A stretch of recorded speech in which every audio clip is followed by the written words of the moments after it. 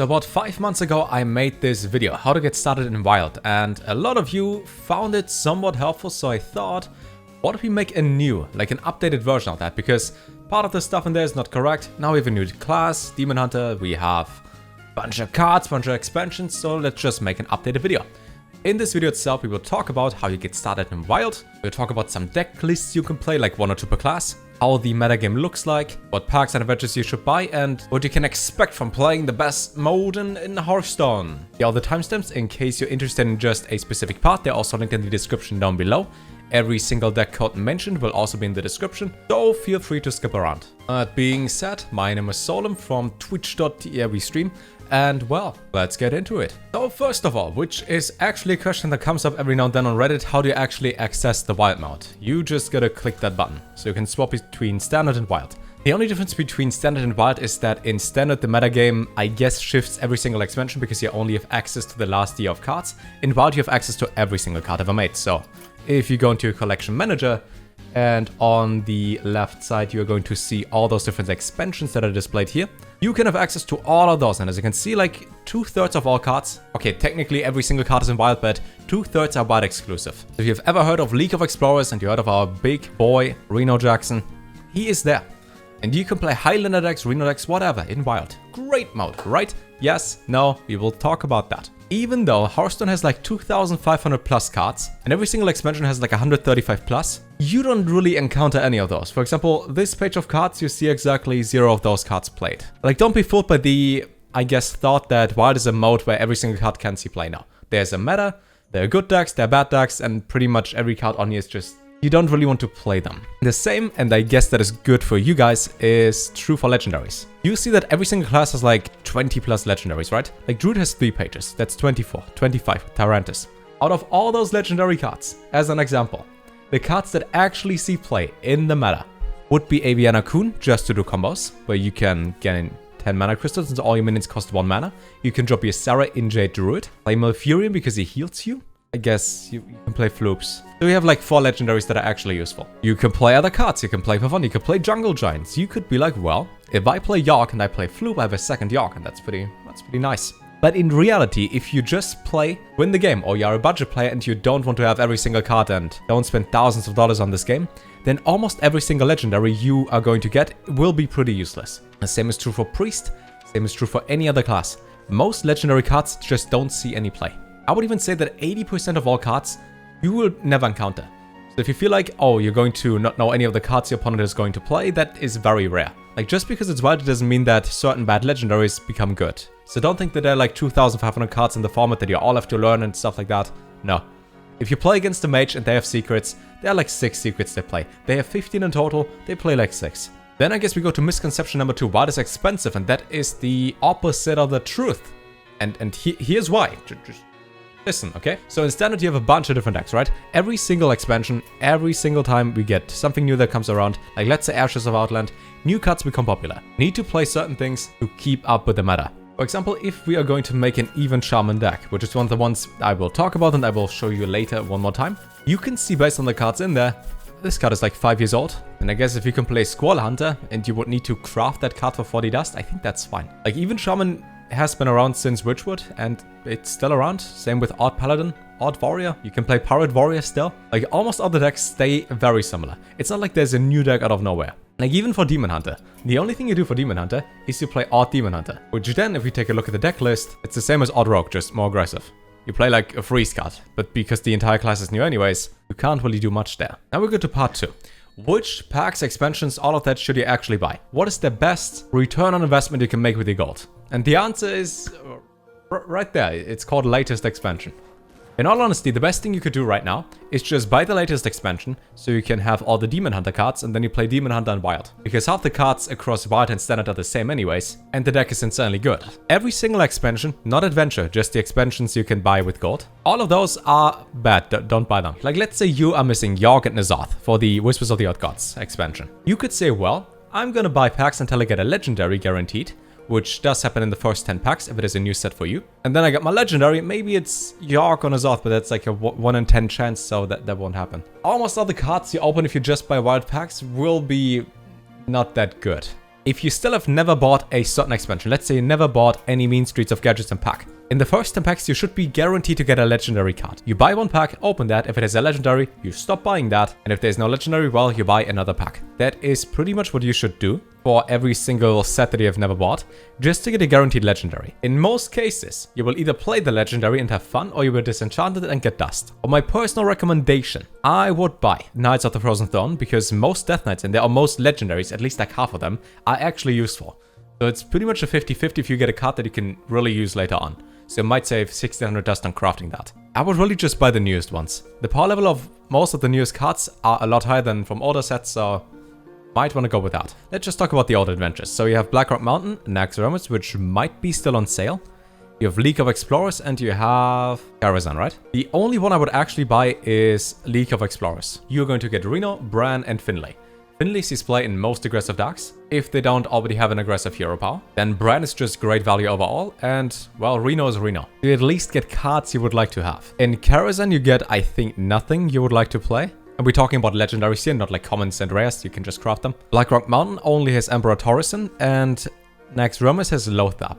If you want to buy each expansion to get one legendary that you need, and then a bunch of memes, probably not. I would really just recommend buying League of Explorers. But if you want to have fun, then pretty much buy whatever and just play the cards you have. And that's a question for you, not for me. Do you want to play to have fun and build your own decks? Well, you don't need this video.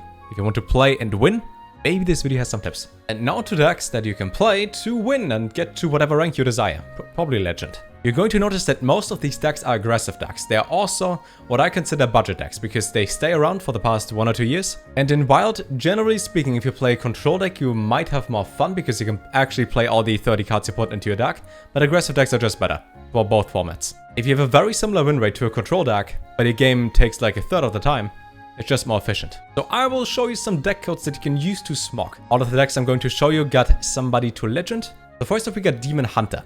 In Demon Hunter, it's every single time you see a Demon Hunter, like at least 9 out of 10 times, it's going to be an odd Demon Hunter. They use Baku, get their 1 mana deal 2 damage hero power, and then they smog face. For Demon Hunter itself, there's not a single control deck I've seen so far that is actually viable, so you really just smog. For Druid, pretty much every single time you face a Druid in Wild, it will be Jade Druid. You draw your entire deck and you play Jade Idol. You play fairly defensive, you have close to no minions, you have like 50 armor by like turn 6, and Spreading Plague exists. York is usually just for the memes, so if you don't want to spend dust on York, you are cruel and I don't like you, but you can do that. And Malfurion just means you don't die against aggressive decks. But to Hunter, Hunter does not see much play in Wild. Like in most cases, if there is a Hunter in Wild, it's either even or it's a Reno Hunter, and right now they are both kinda not the best class to play. It's really just use your hero power and play the 2-cost cards. If there should be something like a control deck or a slower Hunter deck, then it's a Reno Hunter. And unless you like a control playstyle in Hunter, then there's no real point to play Reno Hunter because it's decent, but eh. Then we have Mage, we have Secret Mage. Oh, I hate this so much. So your entire game plan in Secret Mage is your point face. You draw your cards and you go face and make your opponent unhappy. Talking about fun, right? Yeah, fun is Reno Mage, which has like 15 legendaries or so. Insanely expensive, probably the most expensive deck in Wild. And while it is viable, again, Secret Mage is a lot faster, probably wins your games easier, costs like a fraction of that deck. Mag Hand Buff Paladin has been around for the past 1.5 years.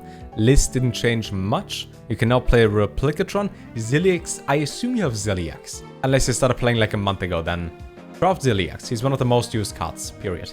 And then you have a list that is still really good and can win you the game by turn 4. Buff your hand, reduce your hand, play your hand, go face. In Priest, I wanted to find something like a budget Priest deck that you can use if you just want to try out the class in Wild. There is none. Priest is bad.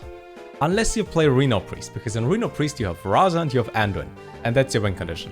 But yeah, there's no really cheap deck for Priest that I can recommend. I guess you can play Divine Spirit in a Fire and buff stuff. Yay, Rogue, you can go face again. Same game plan as Odd Demon Hunter, just go face.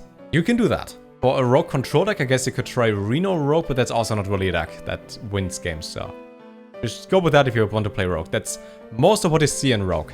You can also, I guess, shuffle N'Zoth a bunch of times using Talkway God's Scheme and play something control heavy.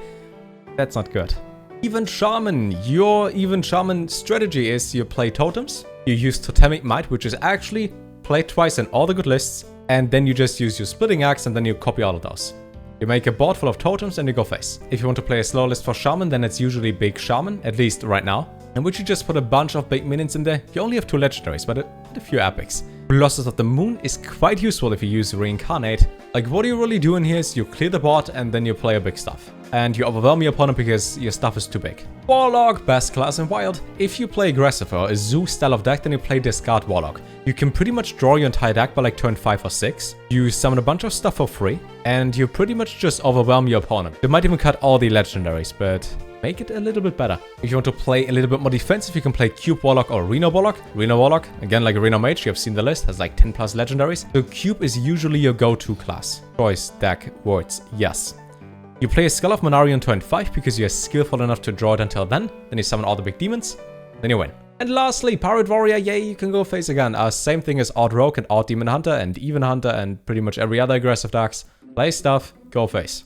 Works every time. If I were to craft like 3 decks, I would craft Odd Demon Hunter because it's the newest class. Blizzard probably has to make it good or they wouldn't make it at all. Number 2, I would craft Jade Druid because you can play the slower style of deck while also having multiple variations with York, without York, which is at the same time fairly cheap and also has been around for the past 4 or 5 years. And then lastly, any aggressive deck of your choice, which would be Mag Hand Paladin or maybe Secret Mage. Just because, again, fairly cheap, deck works, and it probably won't die in the next expansion. Every single deck card is in the description down below, and tomorrow there's going to be a video about every single legendary card. Like, I only talked about that really quick in the beginning, that most legendaries don't see any play, because that's true.